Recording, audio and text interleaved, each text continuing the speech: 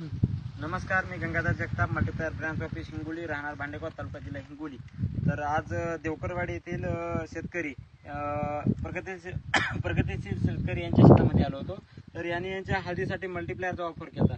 तर यांना मल्टीप्लायरचे रिझल्ट कसे वाटले आणि कधीपासून वापर केला आहे ते त्यांच्या मुखातून सांगतील. तुमचं नाव सांगा आणि तुमचा तालुका जिल्हा सांगा. माझं नाव आकाश महाराज शिंदे, राहणार देवकवाडी, तालुका सेनगाव, जिल्हा हिंगोली येथून बोलतोय. आम्ही 1.25 एकरामध्ये एक पेटी आणलेली आहे.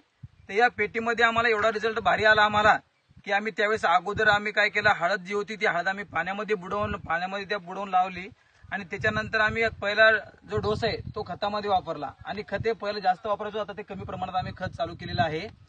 आणि परत जे फुटवे जे आहेत ते फुटवेचा प्रकार जास्त झालेला आहे आणि जे पानाची जी रुंदी आहे ना, ती पानाची जी रुंदी पण जास्त वाढलेली आहे. अजून काय बदल वाटला तुम्हाला त्याच्यामध्ये? आम्हाला आणखी पहिला जो जास्त प्रकार आम्ही जो खताचा होता तर आम्ही खताचा प्रकार आम्ही कमी केलेला आहे त्यामध्ये. आणि जो पिवळा कलर जो पहिला जो होता आम्हाला दिसून, आमचे जो याच्या अगोदर गेल्या वर्षी जे आम्ही हे केलं होतं, तर गेल्या वर्षी आम्ही जी आमची हळद जास्त पिवळी होती आणि जास्त पण रिझल्ट बरोबर आम्हाला आलेला नव्हता.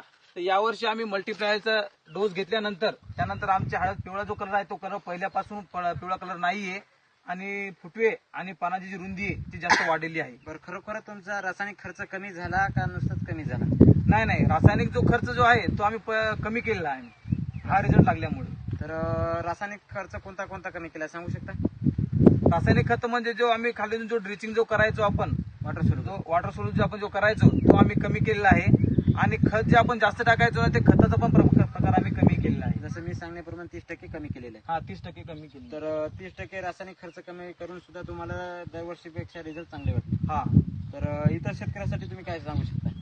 इतर शेतकऱ्याचा आमची एवढीच विनंती आहे की प्रत्येक शेतकऱ्यांनी हा डोस घेऊन बघावा.